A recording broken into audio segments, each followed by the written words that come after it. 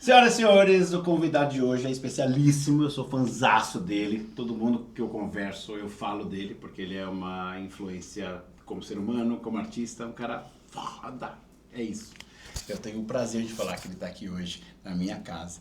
Convidadíssimo, Márcio Bala, senhoras e senhores! Aê! Aê! Obrigado, meu querido, por ter vindo. Obrigado. Maravilhoso, cara. Estamos na casa do Ale Santana. Yes! Olha que bacana! A casa mais chique da rua dele. Exatamente. Do número da casa dele. Que é a única. É, mas é chique. Mas é chique. É chique. Obrigado pelo convite. Nossa, bora falar? Bora lá.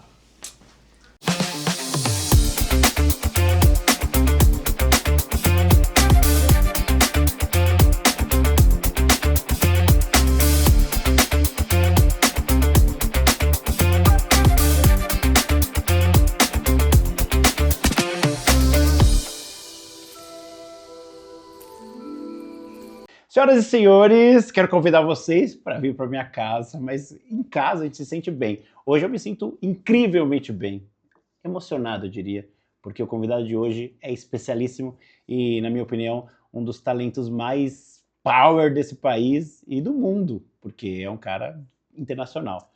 Com vocês, senhoras e senhores, Márcio Balas! Hey, thank you, ladies and gentlemen. Very happy to be here because Brazil, Wally, Santana, and every Harvard, Gary, Gavin, from my heart. Seu lindo, obrigado por ter vindo. Obrigado. Obrigado pelo convite nessa casa. Gente, o Arley é chique, a casa dele é chique, o estúdio dele é chique, a produção dele é tudo chique, É chique, né? Não, mas é pra te receber, Gente, tem queijos. Olha isso, vamos desmontar o cenário. Ó, tem queijo. O queijo chique mesmo tá fechado. O Arley não é bobo. Porque o convidado não vai abrir o queijo. Não é não. Mas enfim, já cheguei bagunçando. Conta aí, Alan. Obrigado de verdade. Cara, Marcião, é bom demais te ter aqui, porque, cara, eu sou seu fã de verdade, já te falei isso algumas vezes, não vou ficar, não, Ale, mas vai ficar puxando o saco, mas, cara, é incrível a sua trajetória, o que você passa como artista e o ser humano que você é, né, assim, a gente vai falar um pouco da sua trajetória, mas eu quero mais saber de você, como é que é você em casa? Já começa assim. Eu em casa? É. Putz, eu moro com meus 3 filhos, tenho 3 filhos, Sim, né? sim. Então, minha casa é sempre meio uma mistura de caos e ordem, né? Eu transito no meio desses dois lugares. Mas eu não sou muito caseiro, não. Eu gosto de sair bastante. Mas nos últimos anos, agora eu tô com 54, já tô numa idade mais... Tá bem, pô. Né? Eu tô gostando também de ficar de vez em quando em casa, assim. Então, minha casa é essa mistura, eu acho que de caos e ordem.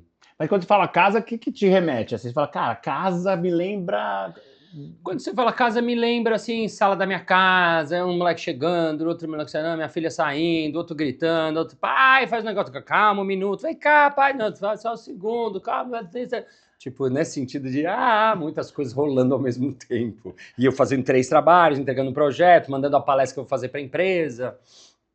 A palestra, a gente pode começar da do TEDx, que é maravilhosa também, que é marcante, que é que você conta a sua trajetória, e aí uma fatalidade quando você tinha 17 anos, e aí você assume a papelaria por 10 anos, e aí... Mas como que é essa? Como que aconteceu isso? A história ou o TEDx, você disse? A história. Exatamente o que você falou, eu tinha 17 anos, eu tinha entrado na SPM, a vida estava assim, tudo linda, e meu pai morreu. Então foi foi de acidente, uma coisa muito súbita, assim. Então eu tive que começar a trabalhar numa papelariazinha que ele tinha aqui no centrão de São Paulo, no Largo na Rua Aurora, lembra da Rua Aurora? Pô, lógico, claro. Aurora da musiquinha. E eu fiquei 10 anos trabalhando. As pessoas, a maioria não sabe que eu, durante 10 anos, trabalhava numa papelaria, tirava xerox, fazia vendas por telefone, atendia as pessoas. Tinha um trabalho, eu brinco, era totalmente normal. Eu tinha um horário normal, um salário normal, uma rotina normal, até que um dia eu fiz um curso. Eu sempre gostei de teatro quando era pequeno, mas deixei de fazer. E aí um amigo falou, Balas, tem um curso de palhaço. Eu falei, de palhaço? Ele falou, vamos fazer. Eu falei, vamos.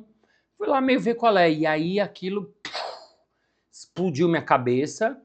Mas não é que eu falei, não, vou largar tudo. Não, eu falei, nossa, que legal. E comecei a investigar tudo que tinha de palhaço. Na época não tinha muita coisa, então eu comecei a ir nos shows de palhaço que tinha, fiz mais um curso, depois fiz outro. Aí fui fazendo isso, aí ficou tão forte isso que uma hora eu falei para o meu irmão, e minha mãe também trabalhava na época com a gente, eu falei, mãe, eu vou sair da papelera. Como? Mas você vai fazer o quê? Eu falei, vou ser palhaço. Para desespero da minha mãe, né? Porque eu falo que não é que minha mãe... Eu falo que minha mãe não achou graça nenhuma. Não, Ela não né? achou, não. Ela ficou desesperada e ela foi... Eu me lembro até hoje disso, porque ela foi até a portaria do meu prédio. Eu morava num predinho na Santa Cecília.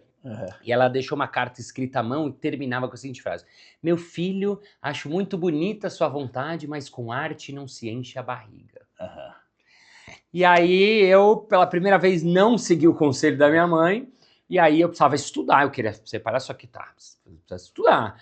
E aí fui atrás de escolas, no Brasil não tinha nenhuma escola, e acabei indo parar na França, onde fiquei 3 anos, fiz uma escola lá do Jacques Lecoq, uma escola importante. Então, aí é muito legal, porque assim, eu soube que quem foi o seu mentor para chegar no Lecoq foi o Avner, é isso? Isso, o Avner Eisenberg, que é um que é palhaço, maravilhoso. Eu acho o melhor palhaço do mundo, assim. Que ele já veio dar curso aqui no Brasil, Isso, né? Ele veio algumas vezes aqui, ele já veio apresentar aqui, mas à época, a verdade, eu não o conhecia. Ele era já famoso nos Estados Unidos, mas eu consegui, uma menina me indicou, eu falei, queria fazer curso de clown, me deu o telefone, por acaso o telefone da casa dele, assim, pessoal dele, uma época que, você também é dessa época, no meu tempo, não tinha celulares, tinha telefone da casa. Então eu liguei para saber dos cursos e achei que era escola, tá? Era o cara mesmo. E ele foi muito gentil, tal.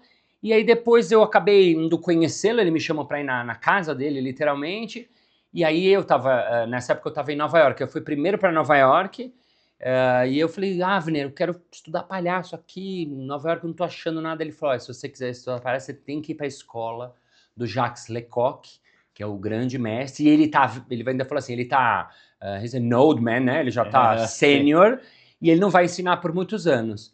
E aquilo, sério, na França, nossa, eu tô aqui em Nova York, tava começando... Aí acabei, mandei meu currículo para a escola, tem uma seleção super, uma escola internacional, super difícil de entrar. Eu dei sorte que teve uma desistência de última hora, a mulher me ligou, falou, olha, você quer vir daqui a 2 semanas, começa a aula, eu preciso do seu sim agora. E aí você foi de Nova York direto para Paris? Fui direto para Paris. Caraca, cara. Foi diretão, foi diretaço. Mas calma, foi nessa viagem em Nova York que você conheceu um diretor de cinema, não? Eu conheci o Woody Allen. Não é que eu conheci. Caraca, olha aí. Não, calma. Eu fui no teste pro filme do Woody Allen. E aí, as pessoas, meus filhos, eu tinha falado, pai, como que é essa história? Eles viram em algum lugar que eu... Mas eu fui, na verdade, assim, eu soube que tinha um teste pro filme dele, o teste para elenco. Sim. Né? Então, é elenco de figuração. De apoio. Total, que ele faz aquelas coisas e tal, e tem sempre um monte de gente. E aí uma amiga falou assim, Bala, você viu? Eles eram, na época, obrigados a publicar num jornal lá, que a gente olhava as audições, os testes. Jornal. Meu tempo tinha jornal impresso. Caraca. E aí ela falou, Bala, você viu que tem uma audição pro filme dele? Vamos lá. Eu falei, Cíntia, mas não fala inglês direito. Ela falou, Balas, é figuração, só tem que o cara vai... Eu falei, tá bom, vamos. Aí a gente foi. Aí nisso, a gente chegou lá, não era só a gente, tinha milhares, mas milhares mesmo de pessoas da cidade... polícia, assim, a gente até achou que tinha acontecido alguma coisa. Caramba. Descobrimos que era tudo por causa do teste. Aí os caras davam senhas, aí minha senha era 1.300. E aí passava galera. De um... aí chegou uma hora, eu falei pra minha amiga, ninguém vai entrar, porque eles estavam chamando de 10 em 10. Imagina, eu era 1.300, pela conta do tempo, não ia chegar nunca no meu número, ia chegar, sei lá, no 150 no máximo. Aí eu fiquei lá, bem brasileiro, assim, preciso. Aí tinha um cara saindo, eu falei, como que é o teste? Não, é rapidinho. Então eu falei, qual é o seu número? Ele falou, o meu era o 39. Ele tava com o papel na mão, eu falei, você me empresta? Ele falou, tá, ele me deu. Aí eu fui lá na porta, falei, ei, eu 39, o cara já chamou. Eu falei, não, é que eu não vi, não. Tá bom, vai rápido. Entrei. Aí fui lá, não sabia o que ia fazer, tem que falar, tem que atar o time mas dele. Mas você fala bem inglês, né? Eu falo direitinho, mas na época eu tava começando, assim, realmente não era humildade, eu não falava direito. E aí chegou uma hora, você chegava num lugar, você entregava lá o seu nome, e quando você entrava na sala, assim, quando eu entrei na sala, eu vi, tinham 3 pessoas sentadas, com uma prancheta, e entrava de um em um, ia na frente, a pessoa da produção falava next, aí tipo, eles davam provavelmente sim ou não. Então, next, era um teste que não era um teste, era 5 segundos. Aí Mas era pra ver o physique, não era? Era pra ver o físico, era pra ver como você é pra, sei lá, os caras verem. Aí tá, fui lá, beleza, né? Achei meio tosco, mas vamos lá. Quando foi que você entra mesmo na sala, que você fica numa fila, e aí só que você entra, você só tá vendo esse ângulo. Quando eu entrei, assim, que eu era o próximo, tipo, depois, o meu era o próximo, eu vi, era o Woody Allen mesmo que Caraca, tava você vai- sentado fazendo, porque eu não imaginei que ele fazia isso. E ele tava lá e eu assim, eu fiquei nervoso, foi assim, aí quando chamaram a minha vez, eu falei, next, eu fiz assim, aí quando ela falou, thank you, next, e eu queria fazer qualquer coisa, e me veio um ímpeto, e eu fiquei, eu fiz uma careta qualquer. Aí a mulher me deu uma bronca, next! Eu, desculpa, tipo, sai, vaza. Eu, desculpa, tchau, tchau, tchau. E fui embora. E claro que eu não fui selecionado pro... Não foi, mas, foi. pô, só de ter tido essa experiência Foi que muito valeu muito legal, a porque eu pena. encontrei com ele. É óbvio que o meu sonho era que eu fosse embora. Ele falou, hey, you, I like your, well, you are very funny. You're gonna be in my next movie. Mas não rolou. Mas ainda tem, ainda, sei lá. Vai Hoje que. era- Vai que. Vai que. Mas aí, agora voltando pro Tá. Lecoq, cara, porque o Lecoq, eu sei que você foi a última turma dele, inclusive, né? Que ele tava... Porque realmente aquilo que o Avner Eisenberg tinha me falado lá atrás, de olha, ele tá velho, ele não vai ensinar por muitos anos, acabou sendo verdade, porque eu fiz a escola, assim que eu acabei a escola ele morreu. Eu não sei se foi alguma relação comigo, falei, ele não dá mais, e E agora, desistiu, pra mim, deu. Ele viu que não tinha jeito. Mas eu dei sorte, porque o Lecoq foi um dos grandes mestres que começou a ensinar essa linguagem do palhaço não clássica, que já existia há muitos anos, mas que ele trouxe a linguagem do palhaço para o teatro. Uhum. E isso era o que me interessava, esse palhaço mais teatral, esse palhaço que ele é sutil, que ele joga no pequeno, que ele tem muito contato com a plateia. Então, para mim, foi uma escola no sentido de que, assim, foi minha grande formação, foi essa primeira escola, e tive ainda a sorte de estudar com um mestre master. Mas sabe o que é legal? Vê se eu tô viajando, mas a questão da verdade cênica que a gente vê quando você tá em cena, por exemplo, vem disso, dessa quebra desse ego, por exemplo, que o palhaço tem? Sim, eu acho que sim, porque o palhaço, essa linha de palhaço que eu trabalho, que antes chamava de clown, agora chama dos dois, né? Mas essa linha de palhaço é uma linha que trabalha muito com a verdade, com a sua verdade. Eu falo até quando eu dou aula de palhaço, né? Eu dou aulas do curso de palhaço, curso de improviso, para qualquer pessoa. Quando eu dou as aulas, eu falo para as pessoas, o palhaço não é um personagem que você tem que criar e fazer o meu palhaço, não. Ao contrário, é tirar um pouco as nossas máscaras do dia a dia e ser quem você é. Que parece meio óbvio, ser quem eu sou, né? Eu já sou quem eu sou. Mas não, a gente Não é bem cheio assim, de né? máscara, cheio de coisa.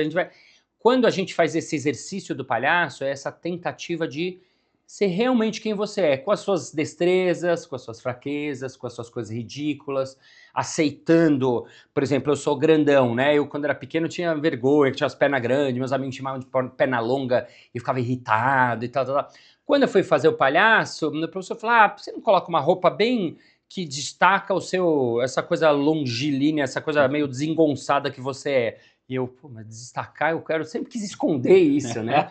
E aí ele falou, por que você não põe um chapéu? Aí eu pus um chapéu assim que me deixa mais altão. alto ainda. Os braços, não cobre o braço, deixa o braço para fora, porque você tem esses bração grandes, você vai... Então eu fui entendendo que o palhaço pega as coisas que a gente tem de ridículo também, compartilha isso com a plateia. É uma caricatura. Eu não chamaria de caricatura, porque eu diria que é como assim, colocar uma lente de aumento, é próximo à caricatura, mas é colocar uma lente de aumento, mas uma coisa que você já tem e já é. Entendi. E aí isso vai pra cena um pouco aumentado. Então, de certa forma, é uma caricatura, assim, você tem uma caricatura, ele desenha... o que mais chama atenção, Exato. no caso, nesse caso. Mas você tem razão. Mas o que eu quero dizer é que ele não é um personagem, porque aí no trabalho do palhaço você vai trabalhando as suas coisas, o seu jeito de ser, as suas ideias malucas, as suas coisas que não são tão boas e tá tudo que você tem vergonha. O palhaço divide, né? O palhaço tem essa coisa de ser um espelho do homem, né? O palhaço é aquele que revela... Porque, por exemplo, se você pensar nos artistas do circo, o malabarista, ele com 2 mãos, ele 7 bolinhas, ele desafiando a lei da gravidade. O acróbata, ele vai dar 2 mortais e tchau, cai de pé. O cara lá, o trapezista, ele dá um mortal no ar, você fala, não, ele vai cair. Aí ele consegue, a gente fala, nossa, eles estão nesse patamar, assim, dos deuses, né? O homem tentando superar o homem. Quando vem o palhaço não. O palhaço é aquele que tenta jogar as bolas e cai.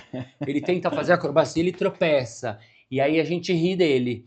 Por que que o público ri do palhaço? Porque ele, de certa maneira, se identifica com ele. Fala, puta, isso acontece comigo. Ah, eu sou assim. Eu tento ser incrível, mas às vezes eu caio. Então, ao rir dele, ele tá rindo dele mesmo. Por isso que, no fim das contas, eu falo que o palhaço é um espelho do homem. Maravilhoso, maravilhoso. Então isso tem tudo a ver com vulnerabilidade. Sim, exatamente. Cara, que demais. Porque eu lembro uma vez com a Beth... A Beth Dorgan, sim, super, uma mestre de palhaço. Um curso, e o próprio Colavitos, eu acabei virando Tony Caixotinho. Que era o Tony Ramos junto com o Caixote. Nossa, você é uma miniatura do Tony. Olha só as coisas que ele já fez na vida. E aí a gente vai... Cara, é muito... Calma, eu preciso voltar pro Lecoq, porque tem muita história aí. Eu sei que você foi parar na guerra. Isso. Como foi? Mas essa transição que eu não entendi. Eu fui para a França. Quando eu cheguei na França, eu fui fazer a escola do Lecoq. E ao fazer a escola, eu comecei a ver o que tinha lá de clown, de palhaço. E aí eu descobri que existia um grupo chamado Palhaços Sem Fronteiras. Quando eu vi o nome, eu falei, nossa, eu quero fazer isso. Eu nem sei direito o que é. Nessa época ainda não existia no Brasil, depois de uns 10 anos veio para o Brasil, mas não tinha. Então, não era uma coisa que era conhecida. Lembrando que no meu tempo, o Google também praticamente nem existia. Né? Era o KD. Então, tinha sei lá o quê. E aí eu descobri que tinha Palhaços Sem Fronteiras. Quando eu descobri, eu fiquei maluco e fui atrás deles. Né? E também nessa época não tinha. Ir atrás era mandar e-mail e ir bater na porta. Mandei e-mail, não me responderam. Eu fui um dia até lá e bati na porta deles e falei, olha, eu sou do Brasil, eu queria muito fazer viagem, alguma coisa com vocês. E aí no começo eles, não, tá bom, beleza. E eu fiquei insistindo, até que uma hora eu recebi um convite para ir fazer palhaço no meio da guerra. Era a época que teve uma guerra, que foi a Guerra do Kosovo. Por conta da guerra formaram-se campos de refugiados e a gente foi fazer espetáculo no meio da guerra, no meio do campo de refugiados. Caraca!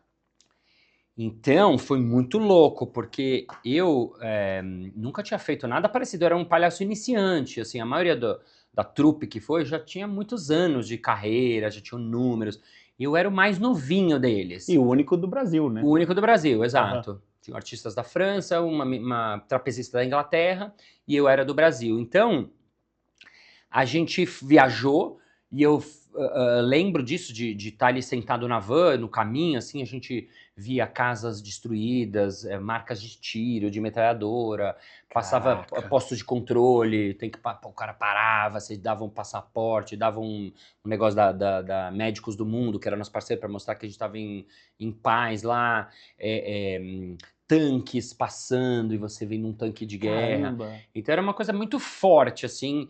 Eu lembro de ficar com muito medo, assim, não foi uma coisa muito evidente, principalmente nos primeiros espetáculos. Então, e aí a gente chegava no campo, chegava lá, a gente montava nosso cenário, era muito simples, era só uma cortina e um trapézio, porque se tocasse a sirene de emergência, a gente tinha que vazar embora na mesma hora. E aí eu lembro desse primeiro dia, porque o primeiro dia foi o mais, pra mim, mais forte, porque eu não sabia nem se ia funcionar. Eles falavam em albanês, que é uma língua totalmente diferente. Sim. Então a gente teve que falar em gromelô, em uma língua inventada. Tinha que usar uma ou outra palavra que a gente ia pegando deles e tal. E aí esse primeiro dia, assim que terminou o espetáculo, as pessoas começaram a bater palma, a gritar, a falar umas coisas que a gente nem sabia o que eles estavam falando, mas foi só aí que eu falei, nossa, que incrível, é possível fazer espetáculo no meio de uma guerra, assim, no meio dessa loucura toda, né? Então foi muito emocionalmente, humanamente, assim, foi muito limite, foi uma experiência que eu talvez foi a mais inusitada, a mais diferente sei lá, dos 25 anos de vida, assim, foi a mais longe, assim, de qualquer lugar. E ao mesmo tempo foi muito bonita, porque quando você percebe que você consegue trazer o público para aquele momento, para aquele encontro, para aquela relação, é como se a guerra tivesse parado por alguns momentos Maravilhoso, cara. para aquilo poder acontecer, para aquela relação poder acontecer, para pelo menos eles saírem um pouco daquela loucura e entrarem no mundo mágico do circo e do palhaço. Que essa é a força, né, da arte, do É, palhaço, do teatro. total. Porque o mundo mágico, assim, que, por exemplo, a peça... Cara, Caleidoscópio mexeu comigo de uma forma Ai, que legal.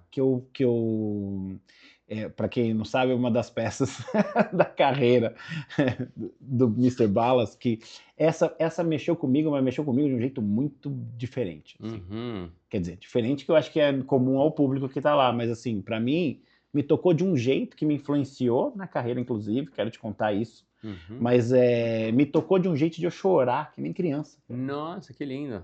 E foi um negócio, ele foi ali na PUC, Na né? PUC, no Tucarena. No Tucarena. E aí, porque vocês faziam, como é que era? Falava com o público? Foi o primeiro espetáculo assim que a gente fez de improviso que não tinha o palhaço. A gente começou a investigar muito o que acontece, até para não perder o fio. Eu fiquei 3 anos na França, voltei ao Brasil. Quando eu cheguei aqui, entrei nos Doutores da Alegria, Palhaço em Hospital. Sim. E junto com um dos meus parceiros, que era o César, ele queria fazer alguma coisa no quintal da casa dele. Então, isso é maravilhoso, que daí começou jogando. Aí começou jogando no quintal. Uhum. Que foi, assim, o primeiro espetáculo, ou um dos primeiros espetáculos do Brasil. Não tinha essa coisa do improviso. Sim. Eu tinha visto na França um espetáculo de improviso. Mas tem a ver com o Viola Spoiler? Tem a ver com o Viola Spoiler. Isso, a Viola Spoiler fazia isso nos Estados Unidos, o Keith Johnston fazia isso... Spoiler, né? Viola Spoiler. Viola Spoiler. A gente brinca que ela é uma das... jogos teatrais. É isso. Ela é uma das mães do improviso. Uhum. E o Keith Johnston, que é o cara do Canadá, é um Sim. dos pais do improviso. Quando eu estava na França, eu vi um dia um espetáculo de improviso e eu pirei. Eu não sabia nem que existia esse negócio de improviso. E eu fiquei assim, com aquilo na cabeça, fiquei passado. 2 anos depois, quando eu estava com o César e a gente queria fazer uma coisa, ele falou, vamos fazer uma coisa no meu quintal, de comédia e tal. E ele falou, aí na França, você não viu umas coisas legais? Eu comecei a contar e eu contei isso. Quando eu falei, ele falou, mas improviso? Eu falei, é. Ele falou, mas criado na hora? Eu falei, é. Ele falou, mas sem combinar? Eu falei, sem nada combinado, nada roteirizado, é tudo improviso. E ele falou, nossa, vamos fazer isso. Eu falei, eu não sei fazer isso. Uhum. E aí a gente sabia fazer o palhaço, a gente pegou essa coisa do improviso, juntou e fizemos no quintal da casa dele, jogando no quintal. Total, e foi sucesso total. Maravilhoso. E aí foi meu primeiro espetáculo, que ele começou pequenininho nesse quintal da casa para 40 pessoas, depois a gente teve que mudar para um quintal para 100 pessoas, para 400 pessoas, para 700 pessoas, e aí virou um fenômeno que nem a gente sabia que ia acontecer. Vocês não esperavam isso? De não. Tornar um negócio... Foi totalmente inesperado, totalmente surpreendente. A gente achava que era legal, mas imagina, um espetáculo num quintal de uma casa para 40 pessoas. Aquilo não tem, difícil de estudar futuro. Mas acabou que o Jô Soares foi parar no Jô, depois a gente começou a ser chamado para fazer espetáculo nas empresas, depois nos festivais fora do Brasil, a gente foi fizemos jogando no quintal no Peru, no Chile, na Colômbia 2 vezes. Então a gente começou... foi na Colômbia que vocês foram campeões, exatamente. Tá sabendo, os campeões mundiais. Mundiais. E aí você atribui isso aqui, porque vocês são incríveis, mas... Por que a gente foi campeão mundial? Eu vou te falar a real, a gente foi totalmente... Sabe quando... A gente era o pior... Porque assim, era um festival que tem países de língua espanhola. Sim. Então, ninguém falava português, todo mundo falava espanhol. Então, a língua dos jogos era tudo em espanhol. É um campeonato que joga o Brasil contra a Espanha, o Brasil, a Argentina, Colômbia. E as cenas são todas em espanhol. Então, a gente não tinha o hábito de fazer muito improviso já. A gente não falava quase nada de espanhol brasileiro. Então, a gente falou, bom, a gente vai se divertir, a gente já ficou feliz de participar. Então, a gente estava tão desavisado, assim, tão... À vontade. À vontade. E tem um detalhe que não é apenas sorte, é que o nosso time já era palhaço. Por mais que a gente não jogava de nariz, a gente jogava com camisa da seleção brasileira. Então, pra gente era o sonho jogar um time da seleção, vestir a camisa. E aí, como a gente era palhaço, a gente tem muito esse hábito de olhar pra plateia, de jogar com a plateia, de brincar. É muito carisma junto. A troca, né? É. E a plateia, porque no jogo, no campeonato, o que acontece? O time do Brasil faz uma cena. Que a plateia dá um título, Noite Escura. Aí o Brasil faz uma cena, ou a Espanha faz uma cena, e ao final da cena o público tem um cartãozinho de voto. Amarelo Brasil, vermelho Espanha. E ele vota, quem ele tiver mais votos nessa rodada, marca o gol, e aí é tipo um jogo, tal. Então, quem escolhe é a plateia. A plateia, aos poucos, foi gostando muito da gente. Muito, muito, muito. E aí a gente foi ganhando. Fomos pra final com a Colômbia, Caramba, que era a dona da casa. E que é muito bom em improviso. É craque, eles são muito craques. E normalmente nesses campeonatos era uma tradição que o dono da casa ele ganha. Por quê? Porque a plateia conhece eles. Sim. Imagina, querem jogar, então eles votam. Tudo bem, mas a Colômbia tava. Vou votar na Colômbia. Só que eles gostaram tanto da gente, o último jogo a gente tava de boa, já feliz de estar lá na final, que quando foi ver, a gente ganhou campeão mundial de improviso, porra! E a gente ficou muito feliz. E a gente voltou pra bom demais. A gente brinca, não tinha caminhão de bombeiro na chegada, mas a gente ficou muito orgulhoso, então foi muito legal. É uma baita chancela de que é um caminho maravilhoso, né? Independente, porque assim, eu sei que tem esse lance da companheirada mesmo, assim, do companheirismo com a galera toda, do improviso em geral. Mas ser campeão na Colômbia é muito legal. É muito legal. A gente ficou muito feliz, muito feliz. E aí, depois disso tudo, que a gente começou a frequentar Porque que acontece? A gente começou a pesquisar o improviso, comecei a dar aula de improviso, só que uma hora a gente precisava estudar mais das linguagens do improviso. Aí a gente organizou um festival, trouxe os colombianos, trouxe os argentinos, depois começou a frequentar esses festivais para aprender. E aí a gente falou, nossa, a gente pode fazer improviso sem o palhaço também. E aí que surgiu o Caleidoscópio, que era um espetáculo de improvisação teatral, que não era só comédia, ele tinha, tanto é que você chorou no espetáculo. Nossa, chorei. Ele tinha momentos poéticos, momentos bonitos, momentos engraçados também, mas a ideia era criar um espetáculo inteiro de 1 hora na frente da plateia, diferente desse formato de mestre-cerimônia, dos jogos, Sim. Que não tivesse jogo, que a plateia desse alguns elementos e visse uma obra sendo criada ali ao vivo e a cores. Porque, para quem não viu o espetáculo ele começa com uma entrevista com a plateia, aí você tá vendo, legal, conta uma história triste, conta uma história e tal, e aí legal, as pessoas estão contando as suas histórias, mas é difícil fazer a ligação quando você não conhece o espetáculo, aí você começa, tanto que eu fui de novo depois, claro. Saúde. Obrigado.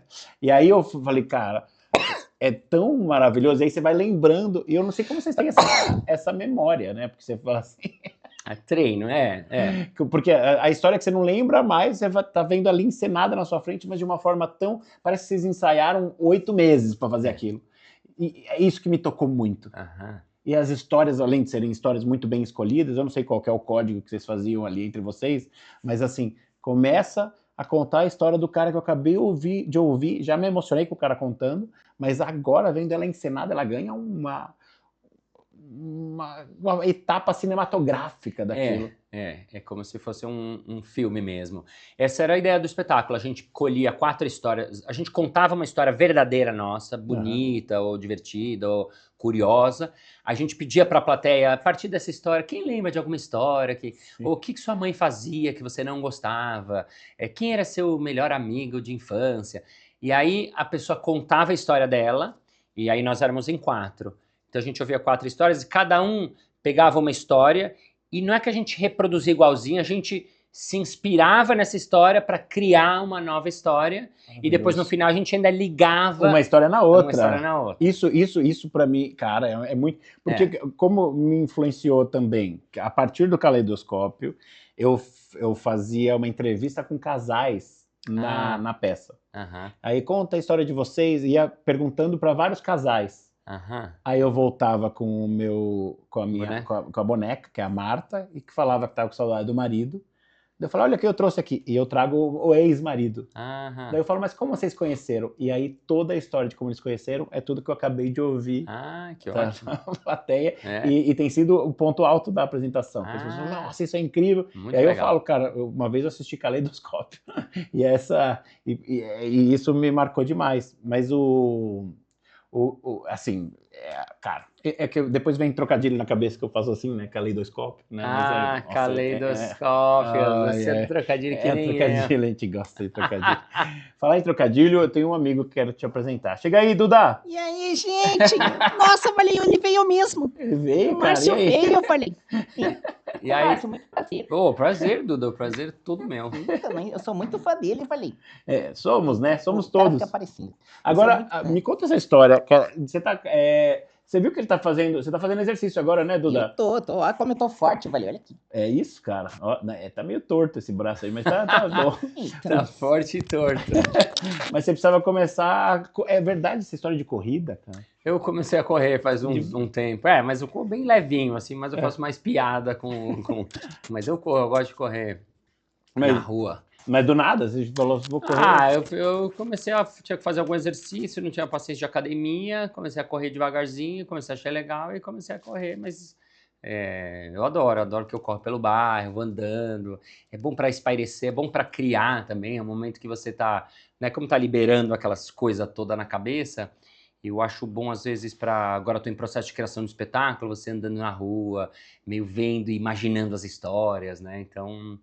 É uma coisa que eu... De espetáculo eu quero falar também do bagagem, mas antes disso, você Mas, também... mas você não virou aqueles corredor fitness que conta as calorias Não sou desses, não. Ainda bem, falei, porque eu preparei, quando vem visita em casa, falei, eu preparei um negócio, tá no forno, falei, Ah, daqui a pouco eu pego pra vocês. maravilha, Mas Duda. que eu não sabia que ele tava fitness, né, mas agora... Não, mas eu sou amador. Eu menos amo mal, a menos dor. Amador. É bem amador amador porque eu corro e dói. Mas a peça, calma, Bagagem, por exemplo, Uhum.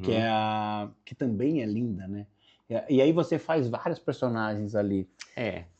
No Bagagem foi um espetáculo, foi o meu primeiro desafio de fazer um solo primeiro, que eu nunca tinha feito, porque o improviso é um trabalho muito coletivo, então eu sempre trabalhei com grupo, mas chegou a hora de fazer um solo, aí eu chamei a Rena de Faria, né, que foi minha diretora, e a gente pegou a partir da minha história, né, que meus pais são judeus que fugiram do Egito na década de 50, expulsos, tiveram que sair de lá sem nada e vir para o Brasil, que foi um país que acolheu, que aceitou, né?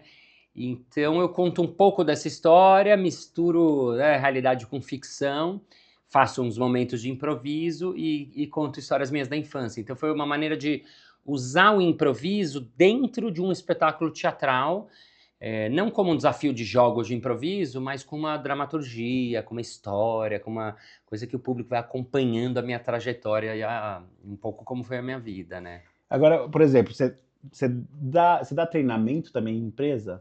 Dou, porque acontece, como o teatro é difícil de, né, você sabe muito bem como se sobreviver, então eu comecei, na verdade, um aluno meu, um dia falou, Balas, você faz coisa na empresa? Empresa?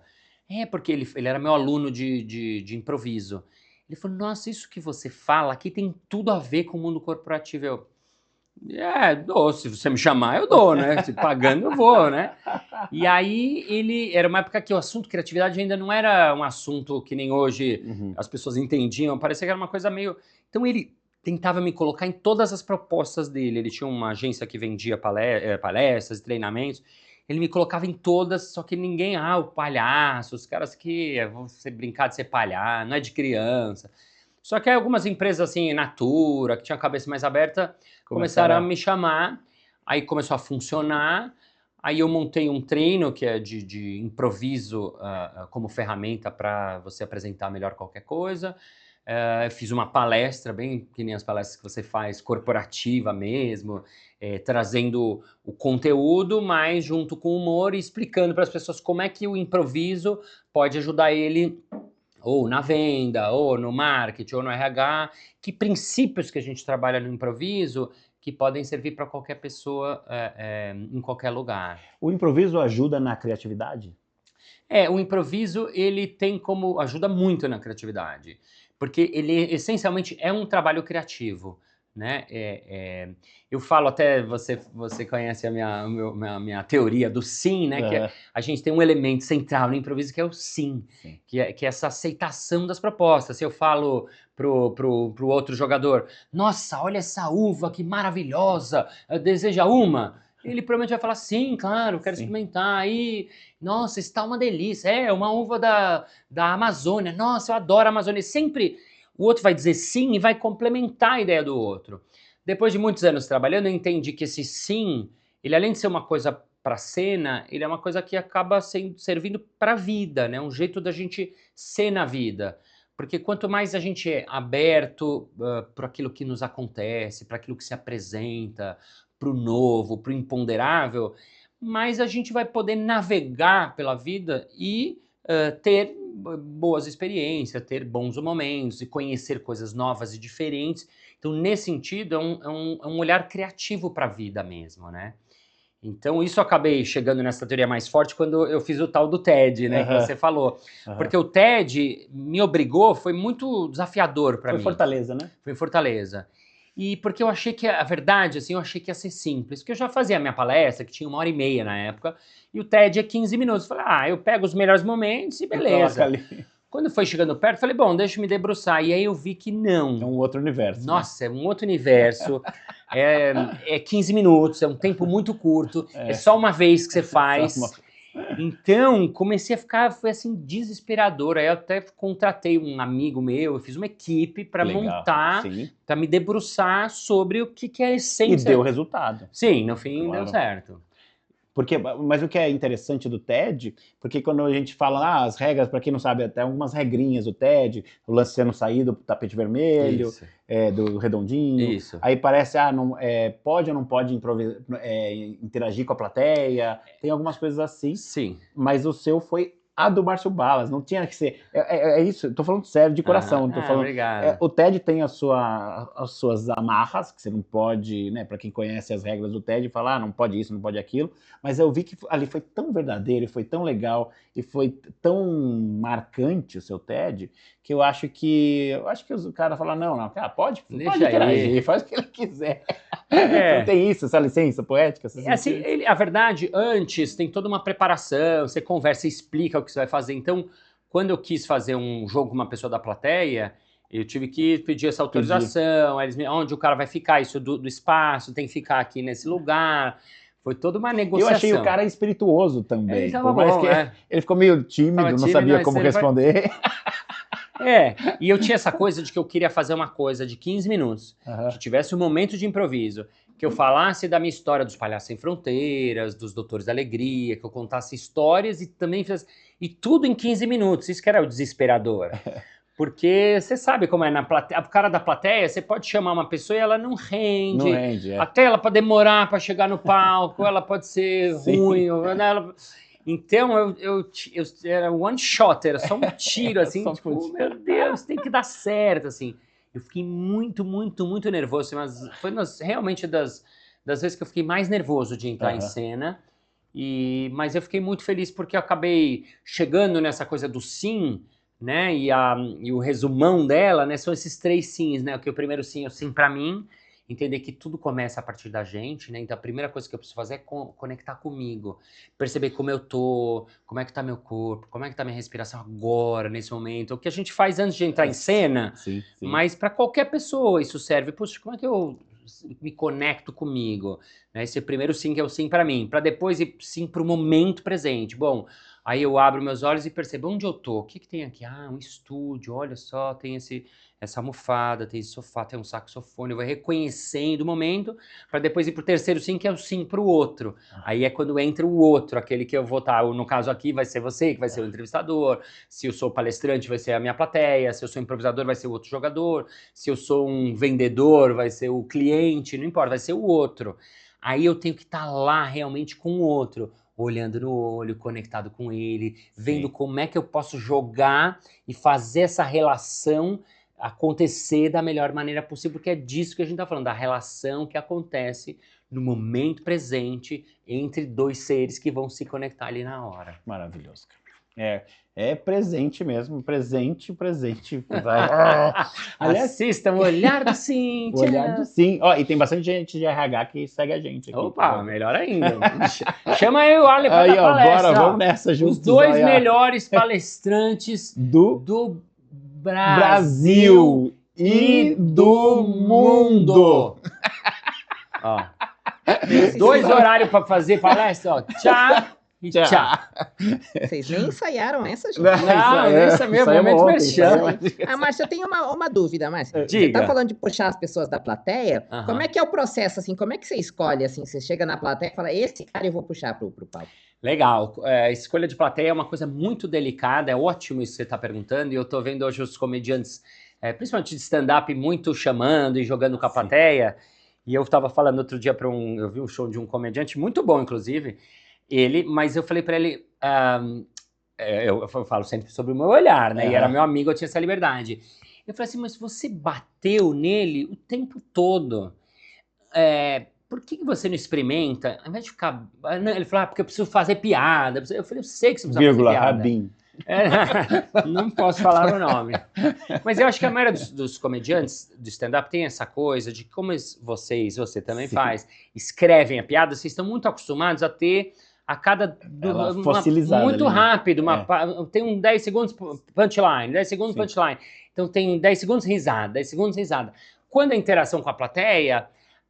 Como ela vai acontecer na hora, não dá para garantir nem forçar que vai ter piada o tempo todo.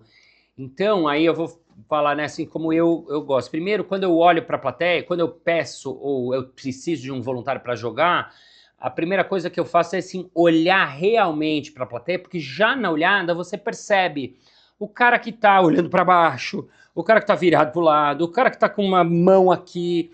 O cara que tá abertão, o cara que tá... no olhar você já consegue perceber.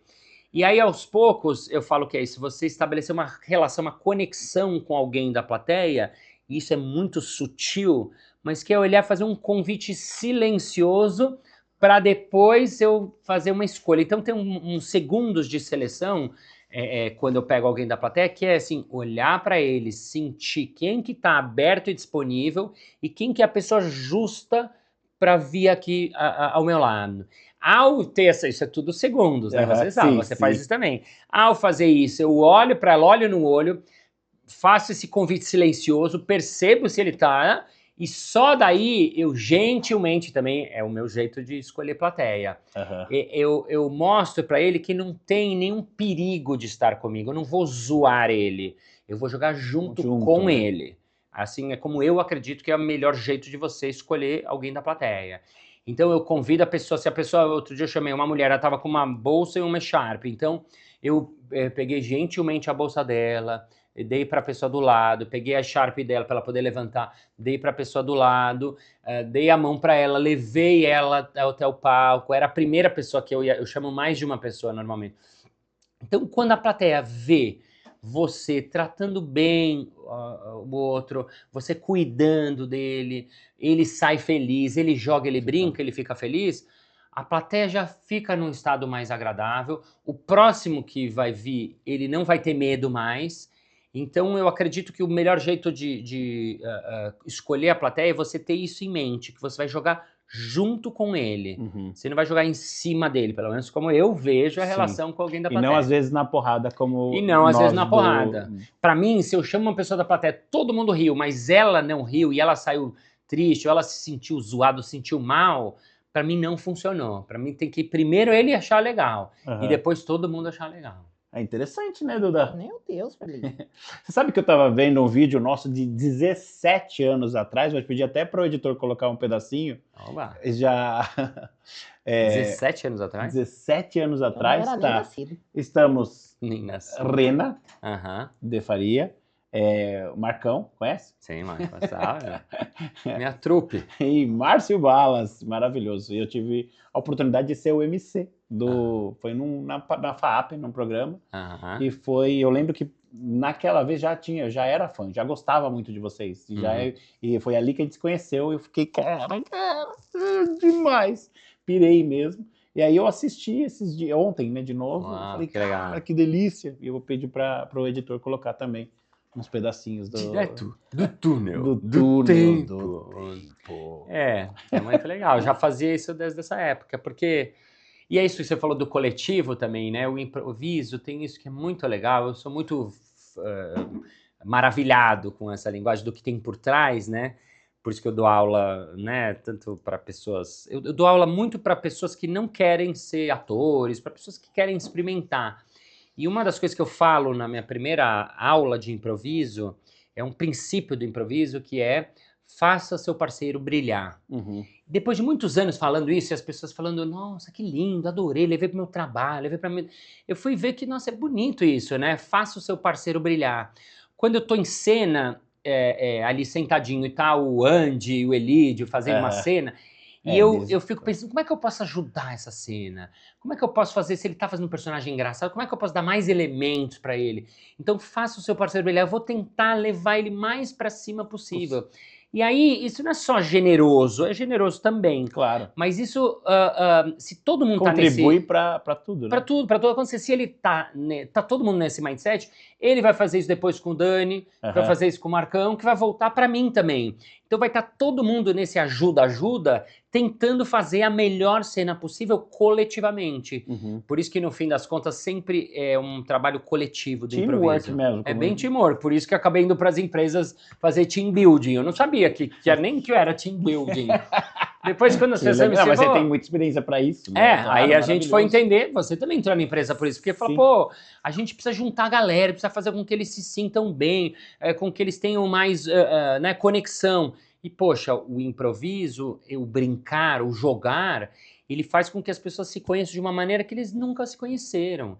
Então, às vezes, 1 hora e meia, 2 horas que você faz, o time joga, brinca, ri junto, e depois, quando sai, tá muito mais conectado do que se tivesse passado em branco. Agora, Mr. Balas, assim, falando de 3 caras, um tal de Elídio, o Daniel, falta um. O Andy, e o Andy, que é maravilhoso também. Sim. O que esses caras contribuíram pro improviso no Brasil? Os Barbichas? Os Barbichas foram fundamentais, porque eles... era a época do YouTube, né? Então, um passinho para trás. A gente tinha feito Jogando no Quintal, e o Dani tinha visto... eu tinha dado um curso pro Dani e para uma galera de palhaço em um hospital de um projeto voluntário. Ah, não sabia disso, que era do hospital. Então, a gente já estava fazendo improviso e o Dani queria fazer um show de improviso com os Barbichas, mas eles nunca tinham estudado, eles sabiam quase nada, eles eram muito novatos. E aí ele me chamou, como eu já estava fazendo isso há anos, eu fui lá, dei um curso curto mesmo, e aí eles apresentaram o primeiro Improvável lá no Jardim São Paulo, no teatro... ali no teatro do Jardim São Paulo. Do Jardim São Paulo, que era a escola que eles estudavam, eles iam fazer só um dia. Aí eles fizeram esse dia e a plateia amou, foi muito legal, eles já eram engraçados, eles com pouco tempo de aula eles já pegaram os princípios básicos. E aí eles falam, Bala, você não quer ser nosso diretor improvisacional para ensinar esse negócio pra gente? Eu falei, beleza, e aí eu comecei a dar aula, comecei a fazer dar curso e tal. E aí o que eles faziam? Eles filmavam o espetáculo, tiravam os trechos e colocavam no YouTube. Essa colocada no YouTube viralizou. Explodiu, né? Do jeito que explodiu. A época o YouTube era novo, era aquela época que a gente sabia tudo que viralizava, não era milhões de coisas que viralizavam. Então eles começaram a ter milhões de views nos vídeos dele. Então isso popularizou muito a linguagem do improviso, que era uma coisa que as pessoas não sabiam. Quando a gente ia fazer o Jogando no Quintal, a gente tinha que explicar para a plateia. Vai ser improvisado, vai ser criado na hora, vai ser feito... A plateia não entendia, não, mas vocês combinaram isso aí. Não. E aí, então, junto com os Barbichas, foi muito legal, porque eles deram essa popularizada do improviso ser conhecido no Brasil inteiro. E daí, alguns anos depois, até a TV soube, a Band soube, aí chamou a gente para fazer o É Tudo Improviso. E daí foi meu primeiro programa de TV. Eu nunca tinha feito TV, nem tinha esse sonho, nem essa vontade. E acabei virando também apresentador de televisão. E daí surgiu É Tudo Improviso, vamos improvisar. Tum, tum, tum. E aí? Cara, era maravilhoso. Era legal demais, eu pirava naquele programa. Eu acho que eu tava na Band lá na Você época. tava na eu tava Band, lá, eu tava sim. lá. Era bem a época do CQC. A gente entrou nas férias do CQC. É, foi nas férias do CQC. E foi, cara, foi legal demais. Foi muito bem feito. Mas daí a sua carreira como apresentador de TV, aí você foi parar no SBT também. Fui parar no SBT porque eu fiz o É Tudo Improviso. Era só as férias do CQC. Uhum. Aí deu muito certo. Aí depois a gente fez de novo férias do CQC. Aí deu muito certo. Eles colocaram a gente na grade. Então a gente fez várias temporadas. Então nisso eu virei apresentador de TV. E aí, anos depois, eu saí da Band, eles resolveram não continuar mais, e aí me chamaram para apresentar um programa com a Patrícia Bravanel, filha Sim. do Silvio Santos, que era o Cante Se Puder. Cante se puder. E aí eu tava, de repente, apresentando um programa, um boberol de entretenimento no SBT, eu conheci o Silvio Santos, então assim, eu lá de apresentador virei uma outra coisa que nem eu imaginava, né? Maravilhoso, maravilhoso. Mas eu lembro de você apresentando, primeiro a sua segurança como apresentador, que é muito legal, e a sua autenticidade que você deixa ali, né? Não é que você agora é o apresentador do SBT, que você fala, "Ô, vem pra cá", não, né? Você fez o seu, mas eu digo muito transparentemente, sabe? Aquela Sim. coisa do... Sim, Isso eles foi- falavam isso até. O Sim. cara, a figurinista do SBT, ela falava assim: eu nunca consegui pôr umas roupas tão extravagantes em ninguém. Porque lá era, tipo, tudo muito certinho. Apresentador de trancinha, tipo. Já na Band, isso, quando eu fui estrear o programa, ele falou: Wallace, essas trancinhas. Eu falei: o que tem? Ele falou: vai ter que tirar, né? Eu falei: tirar? Tá doido? Ele falou: você já viu algum apresentador de TV de trancinha? Eu falei: não, mas. Aí eu fiquei desesperado. No fim, a figurinista falou: Bala, a gente vai colocar você num terno bem chique, com cabelão pra cima e tal, e vai ficar mó style. Aí a gente conseguiu convencer ele, aí que eu pude revelar que eu tenho duas trancinhas, que é uma coisa meio... Então, quando eu cheguei no SBT, eles gostaram que eu tinha uma figura diferente, com a Patrícia, que era mais certinha. Sim. A dupla funcionou, e aí muito. fiquei lá anos, ainda fiz outro programa lá sozinho. Então foi muito legal, porque minha carreira de apresentador de TV virou. E é legal porque, assim, agora falando um pouco da influência mesmo, que caiu essa ficha agora, tá? A gente tá conversando, eu tava lá de repórter no SBT, fiquei lá, repórter. Ah, você fazia Eu fui repórter. repórter, mas era um repórter mais light e tal, mas fiquei de repórter agora no programa da manhã. E aí eu lembro que no começo, falei, cara, agora eu sou repórter, tava até, então tinha, boa noite, sabe aquela coisa, Sim. bom dia e tal. Sim. Aí eu fui me ligando, falei, não, cara, preciso fazer do meu jeito, seu não jeitão. tem... E quando eu comecei a descobrir isso, que começou a rolar mais, mas no começo eu ficava meio entrando ao vivo e falava, essas são as informações, sabe? Essa coisa Sim. meio... Porque o que a gente aprende no palhaço é exatamente isso, de você ser espontâneo, você deixar sair o seu eu, você ser autêntico, você ser singular. Não tem como errar. Então, as pessoas gostam quando Sim. sentem que você tá de verdade. Então, acho que eu tive essa sorte de falar, putz, eu vou do jeito que eu sei fazer. Os diretores me liberaram, né, me compraram. Então, eu acho que a plateia sente isso. Foi uma época que a TV era mais engessada. Eu lembro que uma época que o Thiago Leifert começou a andar nos estúdios. Usa uma sapatênis, né? Isso, umas coisas assim, que eu falei, nossa, que bom, porque era tudo muito certinho. Então, eu já cheguei quebrando não é que eu quis, mas a minha figura já era uma quebra de apresentadores da TV, que era o Silvio Santos, o Celso Portiolli, o Rodrigo Faro, todos bonitinhos, com a roupa, né? Eu sou feio, né? Com uma coisa assim. É lindo. Cara, mas então essa quebra vem, quando eu falei, ó, é uma espinha dorsal da sua carreira. Sim. Porque, né, eu falei do TED, Sim. que aí a gente tá falando agora do SBT, que são padrões que já estabelecidos há milhões de anos. Foi uma mudança muito forte, porque eu não tinha nem sonho de ir pra TV, nem era uma coisa que eu almejava, que eu achava muito legal, eu achava muito longe do que eu fazia. Então o acaso me levou de apresentador, depois apresentador, depois comecei a apresentar em evento muita coisa, que eu já fazia, mas aí quando me viram de apresentação, eu virei mestre cerimônia dos eventos, aí como mestre cerimônia você tem que improvisar muito, acontece que você faz muito evento. Não, eu preciso te contar uma coisa, cara. A gente tava numa festa, não sei se você vai lembrar disso. do meu querido Ale Costa, Ah, dono da Cacau Show. Sei. E aí, do nada, mas do nada mesmo, né? Já no final da festa, ele convida a gente para subir no palco. Sim. Só que eu confesso que eu tava bêbado. Eu também. Eu nem bebo. Eu quase nunca bebo e tava bêbado. E eu não queria ir, mas ele era o dono da festa. É o dono... E aí a gente... Eu lembro até Aí hoje. eu lembro que eu comecei... Eu lembro que... Ainda bem que você tava ali, cara. Ainda bem, porque para me ajudar... lembra, no palco, a hora que você pegou o microfone, foi assim, porque eu falei, eu sou amigo dele há muitos anos e eu não lembro de nada. Porque também era difícil, porque assim, não só a gente, era uma festa. Era uma festa. Então tava todo mundo meio bêbado, não era aquela coisa que o público tá olhando pra você. E tinha umas crianças, então tava uma puta barulheira. Eu não queria ir no palco, eu fiquei assim, não tive coragem de falar, não tô sem condição. Não dá pra falar não, cara. O que ele fala, bora, bora. Fofo, ele é querido, então assim, você quer meio que... Mas no fim eu lembro que eu fiz lá uma poesia improvisada, que era uma coisa que eu sei fazer e tal, e aí eu tava, e o vinho lá é muito bom, né? Eu tinha bom. tomado muito vinho já, eu não sei quantas eu tinha tomado, e eu tava ali, eu não sei nem como eu subi no palco, tá? Total. Foi terrível e bom ao mesmo tempo. Muito bom pra gente contar. Porque foi aquelas coisas assim, obrigado, gente. E a plateia gostou, assim, segundo dizem lá. Foi. Segundo... Eu tenho um presente pra te dar. Sei lá. E é um presente muito especial.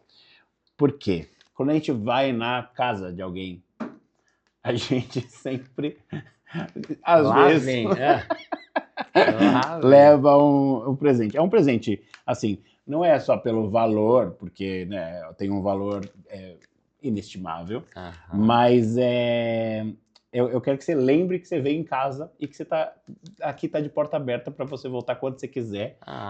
Mas calma aí, não acabou ainda, né? Eu sei que o diretor tá falando ali, o tempo já foi, mas calma.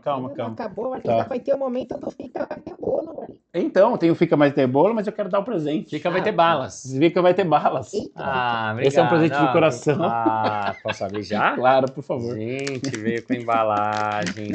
Veio com embalagem. Olha só, que capricho. Eles embalaram com uma embalagem fofa. Você tem eu vou até usar. Mesmo que é pra ele abrir isso mesmo. Eu reutilizo. Um Tupperware! Porque nada mais marcante do que um Tupperware quando você vai na casa de alguém. Sensacional. E claro, eu como sou um homem que mora com 3 filhos, eu sempre tenho só essa parte aqui, ou só essa parte aqui. Agora, temos as duas. Ah, que bonito.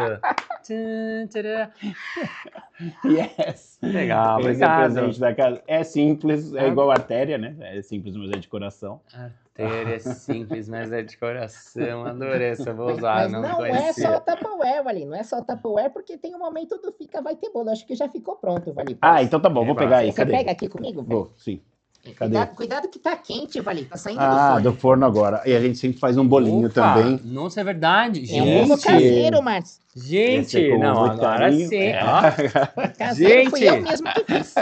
Nossa, é bolo de verdade. É bolo de verdade. Gente, look at this. Audiência. Venham na casa do gente, tem queijo. Eu vou levar todos os queijos. Gente, olha esse queijo que leva tem aqui, ó. Já põe aí. Eu tô derrubando tudo. Olha só o queijo no plástico, porque o Ale é esperto, ele sabe que nenhum convidado vai abrir o plástico, então ele pode manter o mesmo queijo 6 meses. Ó, isso aqui tá embolorado, inclusive, porque tá 6 meses no estúdio. É isso. E esse é um bolo do quê, Duda? Esse é de fubá, olha aí. Dessa vez é certeza que é fubá, que foi eu mesmo que fiz. Então. Você que fez, tá bom. Gente, é bolo mesmo. Maravilhoso. Obrigado. Quer um pedacinho já? Quer levar? Eu vou pegar um pedaço já e a gente... Quer dizer, eu vou... Fica Vai Ter Bolo. E tem esse aqui, que eu não sei como fazer, porque, é um copo. Susto! Puta que pariu! Filha da... Marcelão pegou o momento? Aí, eu faço isso, é meu trabalho. Eu pus o pé pra não quebrar. Calma aí que o Marcelão gravou em todas as câmeras, vai ter um replay em câmera lenta. Pois é, mas era... Sensacional. Cara, eu achei tão demais isso. Nossa, que Olha que legal. ótimo! Caramba! Faz de novo pra gente Vamos fazer em fazer. câmera lenta. Vamos. Pegou? Yeah!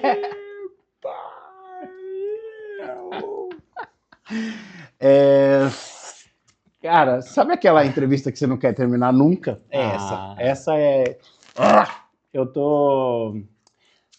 Você quer falar mais alguma coisa, Duda? Eu quero saber o que vocês acharam do bolo que eu fiz com tanto carinho. Cara, então tem que comer? Tá bom. E se for bom, tem que passar embaixo da mesa, falei. Assim Então não funciona tá bom. nesses programas. Não. Muito bom. É fubá mesmo? Esse é fubá. Acertou a primeira vez. Aqui. Acertei, falei. Dessa Tem que vez eu ser junto acertei. com o líquido, porque esse entala. Adorei. Obrigado pelo bolo. Marcelo. É o que eu sempre digo.